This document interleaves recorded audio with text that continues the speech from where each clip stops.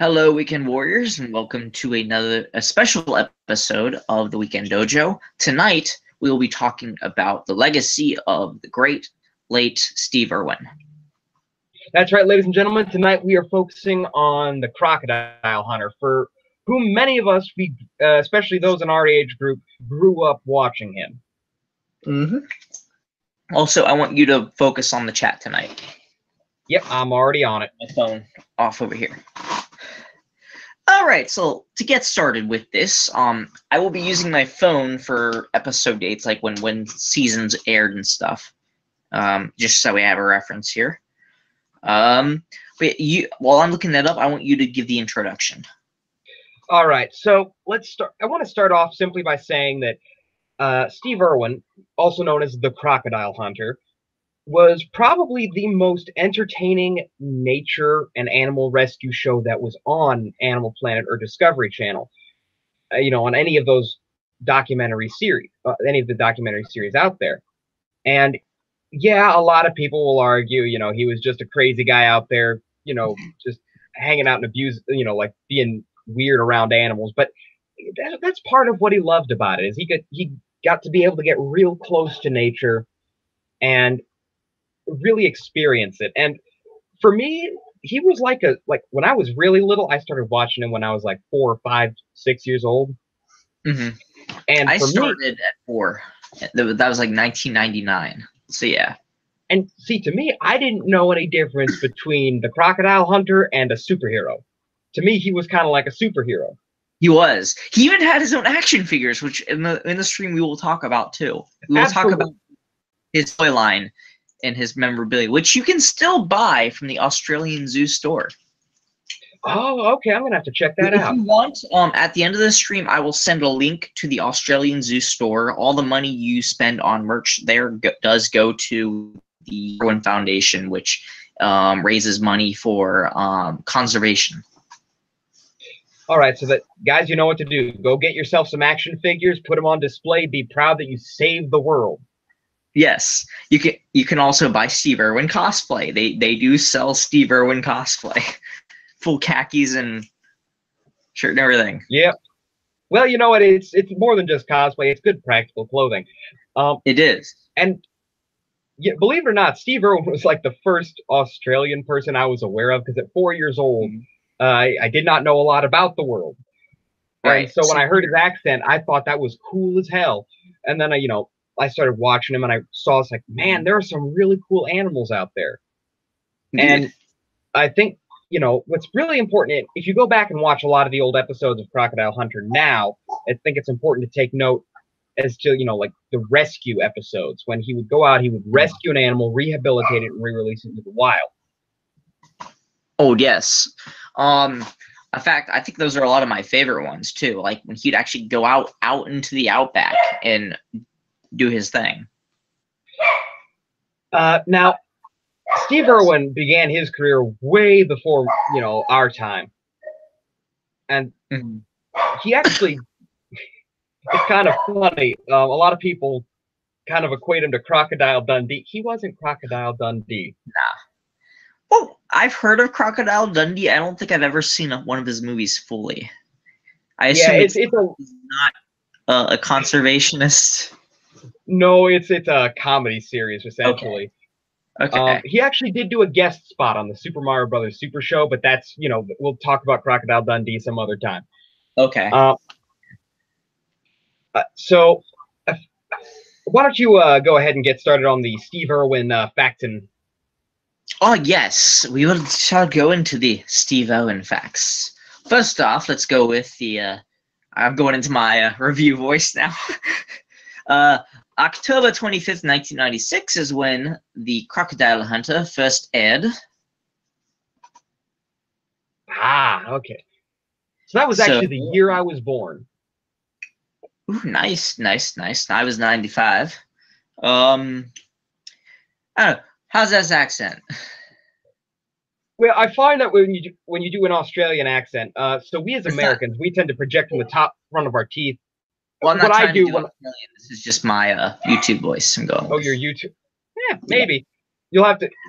Anyway, the facts about Steve. Aside from episodes and stuff, one of the things is one of his main goals in life once he had kids was to have them take over for him, which he never got to see Robert Irwin do. He got to see Bindi pretty much do it right before he passed off. And Robert is doing an absolute job. His son looks almost exactly like him, talks like him, works like him. If you guys watch Crikey, It's Irwin's on Animal Planet now, you'll pretty much see Steve living straight through Robert. And I think that's really awesome. But I'm also excited to see how Robert moves forward and does what, things that his dad didn't do. Right, yes, definitely. Because I think what Steve did really laid a foundation, and it's a great foundation for Robert to start on and keep going in his own direction. Of course. I think you and I both can agree we'll be following him for many years to come. Yeah, and I'm really happy that, the Irwins are still out there doing the right thing to help protect the environment. Of course. Hold on, I need to. Can you give us a few facts? I need to get a charger before my computer dies. Yes, and now of course, many of you already know that the reason we're doing this week is because yesterday was Steve's birthday. Today is, sorry. So, anywho, Steve Irwin's birthday was this week, and man, I think you'll all, probably some of the most important stuff you can watch from him is just, obviously now you shouldn't go out and look for dangerous animals unless you are a professional and surround yourself with professionals. Of course. But it was interesting to see just how much you can observe, because that's the first thing you notice about Steve is how observant he is of his surroundings. Uh-huh. Like, he'll be able to look at a pile of shit on the ground. And his first instinct is, I'm going to put my hands in that. And he instantly figures out what this animal was, what it ate, and then he's like, he knows where to find the animal. Mm-hmm. And don't get me wrong, he had some close calls, but he was very knowledgeable about all the different kinds of infections and venoms that he could be exposed to. And he knew and he has studied enough that he would know what around him would be helpful. Indeed. And a lot of people, say that he shouldn't have gone the way he did. I think for Steve, dying doing what you love is probably the best way to go. Yes. And he knew that any day that could be what happens. Because he got sprayed in the eyes by a cobra. Uh-huh. Okay? That is something people can go blind from. Mm-hmm. And that's kind of one of the reasons that, again, I stress, don't do this unless you're a professional. And in many ways,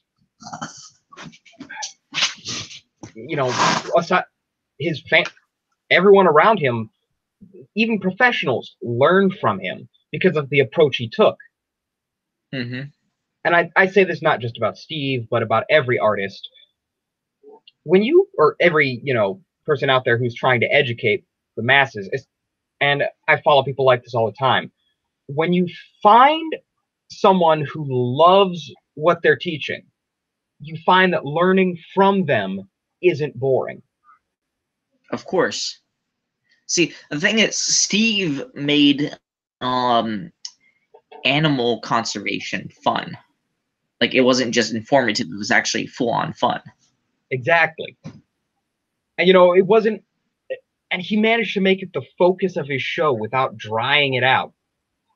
Mm-hmm. Because remember, this was from a period of time where kids' shows had to have some kind of a moral shoehorned into the back end of it. Of course. And, you'd get really excited. You'd be like, awesome, I absorbed that story. I learned something from it. That's, here we go with the post-credits thing. Steve wasn't anything like that. No. He said, hey, you see this shit? This shit's educational. This shit is dangerous. Don't touch this shit. This shit, on the other hand, That's good shit. That's fertile shit. That'll help the shit. That'll help other shit grow. Yes. And he took risks that no sane person would take for the sake of educating, like you would see him do with snakes. Mm-hmm. Now, he has admitted on a couple of occasions when he could not find the snake he was looking for, he would try to use a rubber one. Yeah. But, you know, more often than not, he would find the snake he's looking for. Yeah. So, I guess and it's weird because despite the fact that I remember very few episodes specifically, I remember certain events that he would do over and over again. And I think, and you know, I'm not really rattling off any facts here. I'm just kind of praising his existence. But I think some of my favorite videos, the ones I remember most, are when he was releasing the gators and the crocodiles. Of course. My favorite is his interactions with the Komodo dragon. Yes, okay. So many of you have probably realized. Uh-oh. What? Oh, there you are. Okay, I didn't hear you for a second. I was just going to say, a lot of people really tend to associate him with reptiles. And I think that's, yeah, that was kind of his primary. You were pointing here. Did a bug get on me or something? Oh no, I thought I lost you for a second. Oh, okay. No, I'm here. A lot of people tend to associate his work with reptiles, as I was saying, and a lot of the times they are dangerous reptiles. Yeah. And I think the biggest reason he focused on that is because they are some of the oldest species on the Earth. Okay. The oldest land-based species on the Earth.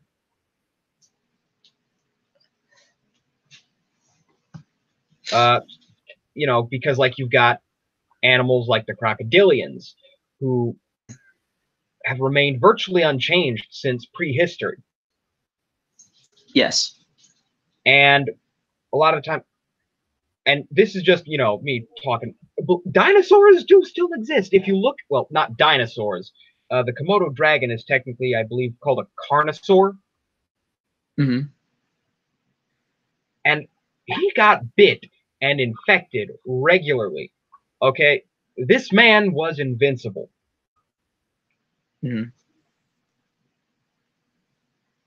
And I think the takeaway from his whole life is just nature is scary. But it's because of all these scary things out in nature that we should appreciate it and respect it.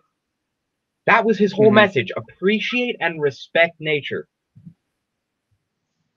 And he inspired a whole genre of nature documentaries. Like, well, if you check out Coyote Peterson on YouTube. Yes, he's awesome. He is. I'm subscribed to him. Yeah, he follows right in those footsteps. And I think that goes to show how powerful education can be. Anywho, I'm rambling on. Let me hand this off to you for a little bit. All right. Well, I want to actually discuss some of his specials. For example, Collision Course, the movie. Yeah. Do you remember the Crocodile Hunter movie? I remember that there was a movie, but I did not go to see it as I was very young. I used to have it on VHS. So basically, the Crocodile Hunter Collision Course. This was a very outright goofy film. It was intended to be.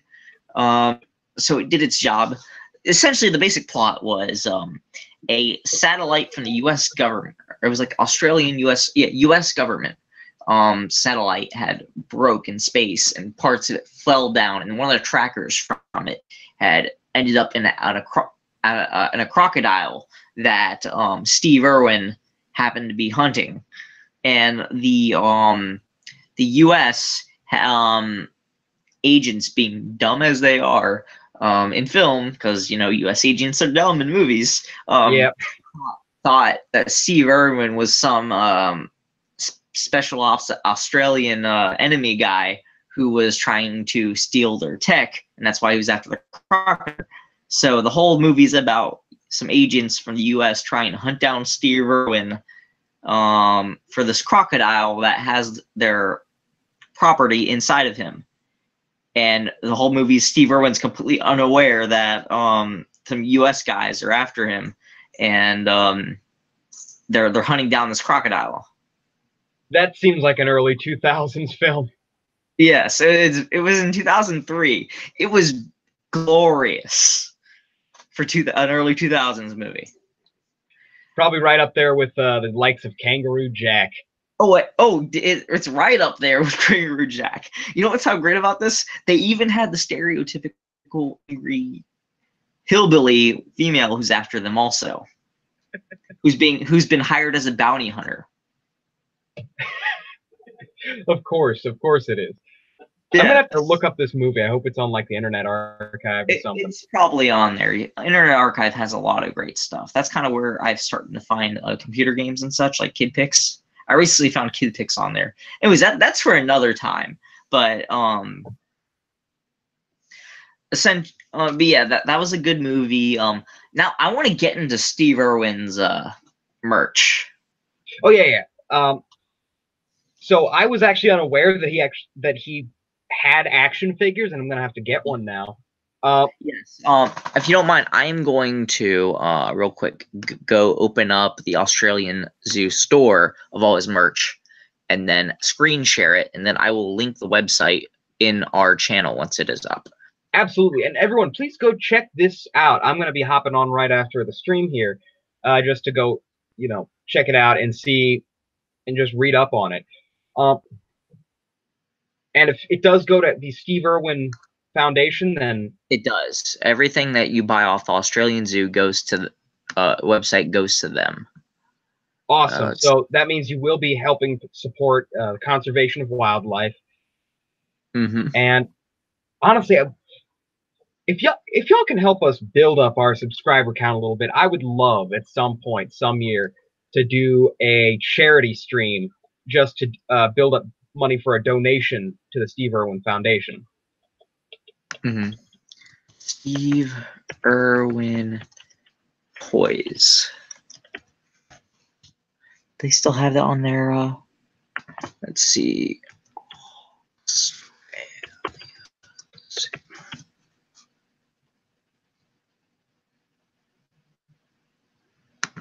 I'm trying to find the toys. They might not be on the site anymore, but let's see here. Animals shop, apparel.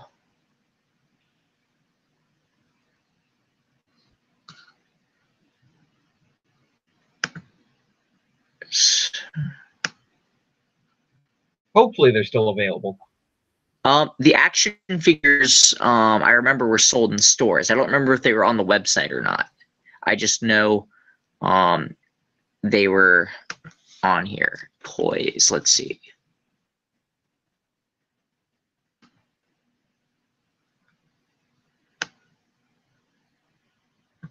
Yeah, I don't think they're on the website, but I'll show you everything that's on the store.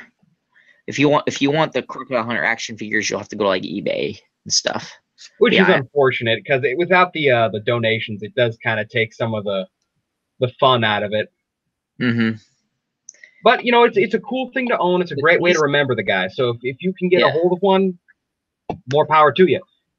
Mm-hmm. All right, so this is what we got on the Australian Zoo store. For souvenirs, we have Crocs Rule tea towel. Oh, there's a Crocodile Hunter patch. Yup. I might want to get that. Oh, I definitely want to get that. We've got a Irwin family bronze bust. We've got magnet. A lot of good knickknacks here. Ooh, that's a good painting there. A Steve coaster.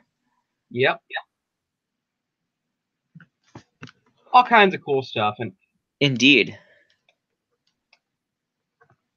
Now let's. Oh, but that's not it. That's not it either. It gets.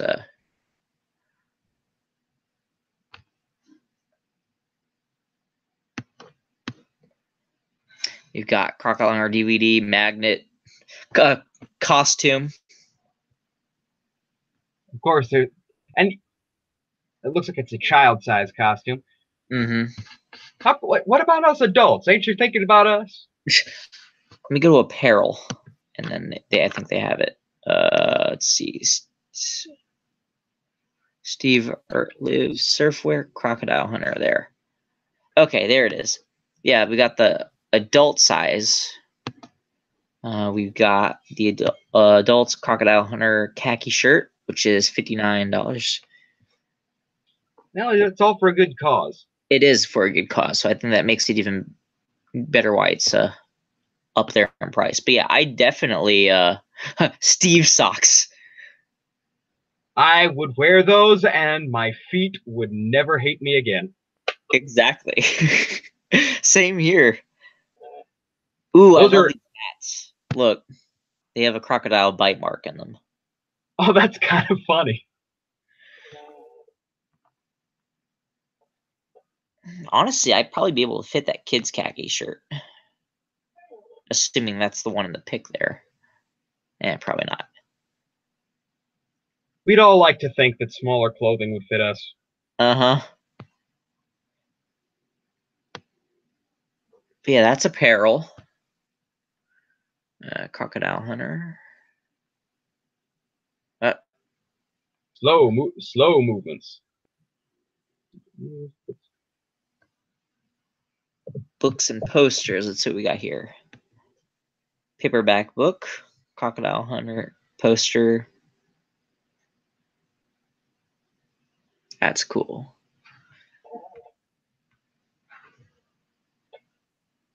Steve Irwin Day. Let's see. Ooh, that's cool. Then they got the khaki shirts, the hat, mugs, pens. Ooh, one second. I'm gonna get the mugs and glasses next.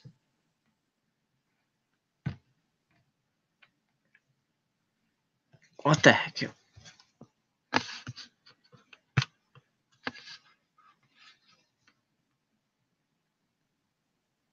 There. And then we got this. Shot glasses. For a man's drink. A man's drink, yes. Although I don't know why you would want to shoot Fosters. Oh, you could drink your 1800 in this. Oh, perhaps. That'd be a good way. This would be a good. No, better yet, what you could do. Get this every February 22nd. You take a shot. That'd be a good way to remember him. Or just get a big old. Some of you don't know, but like, some of you aren't. Some of the people in the audience probably aren't drinkers, but for those of you who do know, Foster's is in. For those of you who don't know, Foster's is an Australian beer, and I'm sure if Steve Irwin was a drinker. And the best part about Foster's is it's good beer, it's tasty, and it's in a big ass can. Ooh. So would you just import a Foster's just to? Oh, you don't even have to import it. You can just go down to like the 7-Eleven or something, go to the liquor section. They've got it in the fridge. It's like the blue can with the red F on it, and it's got, brass or gold looking top and bottom. Next year, you and I both Foster's. I think so, yeah. Save it. Oh, and for those of you out there, I know I talk a lot about alcohol. Please drink responsibly. Mm-hmm. It's like I act like I'm a kind of an alcohol animal, and I do love alcohol. I mean, I'm a little sad I'm out of some of my favorites, but yeah, I just like it, and I do try to drink responsibly because I am a lightweight. Mm-hmm. Okay, I get embarrassing really quick.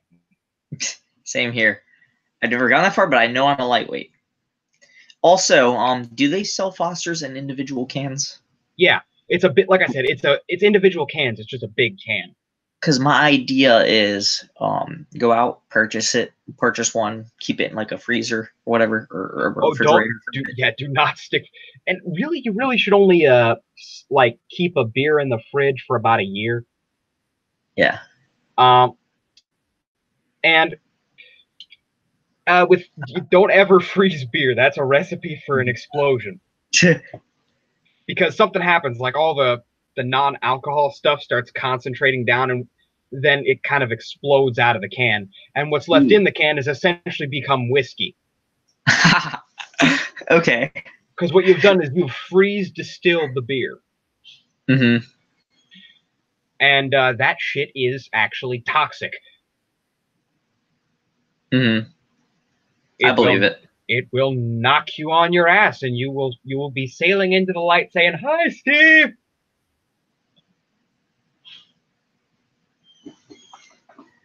Mm-hmm. Now I'm Foster's again. If you're it's a nice beer. It's not a heavy beer. It is filtered, but it's very refreshing. And Let's go back to Steve Irwin. Let's not talk about beer. Oh, yeah. Sorry. I was talking about stuff I really like. So Steve Irwin himself. I guess we'll talk about real quickly. Talk about some of the the world travel he's done, because when you're in that line of business, you do get to see a lot of the world, and he saw parts of the world that even if we were to go on like tour of the world, a lot of people probably wouldn't see it the way he saw it, because that is the privilege of learning and reaching that point and knowing enough about nature. Is you get to go out there and you get to be right in there with it, because the world trusts you to show off how important it is to preserve it and how dangerous it is. Yes. Like Steve would show you all kinds of stuff, and I believe he did actually show us a couple of things about eating wild vegetables and what is and isn't safe to eat. He once talked about how sea lettuce is good for you. Now, a lot of people don't know what sea lettuce is. It's not really seaweed. It is a leafy green that grows underwater. And I wouldn't have known about that. A lot of us wouldn't have known about a lot of the edible foods that grow in the wild without him. Which is, again, important, because in today's day, this day and age, what we consider to be food has really shrunken down to this narrow, group of things that we see in the grocery store. And people forget that we live in a cornucopia. Okay, there's all kinds of, and Steve knew that. And every opportunity he had, he would make a point of, showing us what was safe and what wasn't safe. Right. And that, believe it or not, that actually inspired me to learn a lot about, wild vegetables. Like many people out here probably don't know, unless you're from the north, don't know a goddamn thing about fiddleheads. Nope. You want to educate us? Okay, so a fiddlehead is essentially a fern. You need to do it like Steve Irwin, though. Okay, go from the front of the teeth to the inside of the cheek to start chewing on it. Okay, there's the Australian accent. All right, so first thing you got to know is a fiddlehead is essentially just an unblossomed fern. And you can only get them at certain times of the year. It's a spring vegetable. And if you grab that and you steam it up and put some venison in with it, in some nice thick grease, and just, crikey, that's good eating. That was so good. It actually felt like he was flowing through you for a bit there. Impressions are something that I try to work on. Can you teach me how to do that later? Yeah, sure. Thank you. So, and there's all kinds of stuff that you can actually look into what's available to eat wild in your local area. Like up north, we've got fiddleheads, we've got wild strawberries. Down the street from my house is wild strawberries. Down the street from my house is a riverbank where wild rye grows. Wild, like wheat and rye and barley. Which is essentially grains, like you can make bread out of. Right. And so if you just And that's one of the things I think if we all want to pay our respects to Steve, the best thing that we can do is to educate ourselves about our local ecosystem, what we can do to help preserve it, and what we can do to appreciate it more. Learn what is edible, and go out and try it. Mm-hmm. Because it's a wild vegetable. It is going to have nutrients in it that you probably won't be able to find in a store. And again, you should cook them. You should wash them and cook them before you eat them. But Of course, you will find that you live in this great big fascinating. You'll find that you are closer to the wildlife around you for sharing from their meal table. Mm-hmm. Quick question: how often do you go outside and explore and Well, I used to do a lot of mountain biking, which okay. is a great way, by the way, to get exercise and to appreciate the world around you. Mm-hmm. Like I said, right down the street from me, and plus I live down the street from the state park, so occasionally I'll go on walks out there. I have woods in my neighborhood. I can walk through, and every now and then I walk through there, just try to go see what I find. It's a great way to go out there and just appreciate nature. And you're a Boy Scouts counselor, correct? Yes, I am in the Boy Scouts. I'm an adult leader for a Boy Scout troop, and I work at a summer camp every summer. So already, you're doing a great job teaching kids. You're part of a group that is focused on teaching kids how to, scout, how to live out in the woods. Yeah. So in fact, this is actually my Boy Scout uniform. So already, it's a great. Yeah. And that's one of the things I really like about Scouting. Our uniforms are modeled after a conservationist. Yes, that's another. Because khaki is really just a good, sturdy material. It is. And it's definitely, in my experience, it tends to be a lot more breathable than denim, which is of a similar durability. Mm. Literally, if I wanted to do it cheaper, I could go down to a Scout store and just buy another one of these. But I'm intentionally saving or waiting till I have enough to buy it from the Australian zoo. Because I feel that's the best way to go about getting a Steve Irwin costume. Absolutely. And now, again, one of the things that Steve Irwin taught us, and something that you should remember when you go out and you try to appreciate nature, is to be cautious, to be respectful, and keep your wits about you. Mm-hmm. Educate yourself about what wildlife in your area is dangerous and what you can do to de-escalate the situation. Mm-hmm. Like around here, we have black bears. As a matter of fact, there is a black bear that regularly gets into my side yard and destroys the bird feeders. Now, here's the thing, and I don't recommend everyone try this, because different bears have different personalities. Black bears tend to be very intelligent, which means they will avoid confrontation. So if you present a confrontation to a black bear, more often than not, they will back down. But the best way to avoid a confrontation outright is when you're out in the wild, whistle, sing, just hum to yourself, make a noise. And what that'll do is it passively lets the wildlife around you know that you are walking through and that you are not looking for confrontation. You're not surprising anything. Mm-hmm. All right, we need to end this soon. I'm going to end this with a few Steve Irwin quotes. Top three I have here. All right, first one is, I have no fear of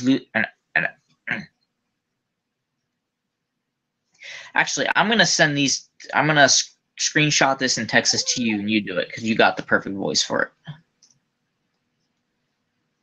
All right? Alrighty. Top three. All right, taking some of the posh out of my voice. Start chewing on that. Alrighty.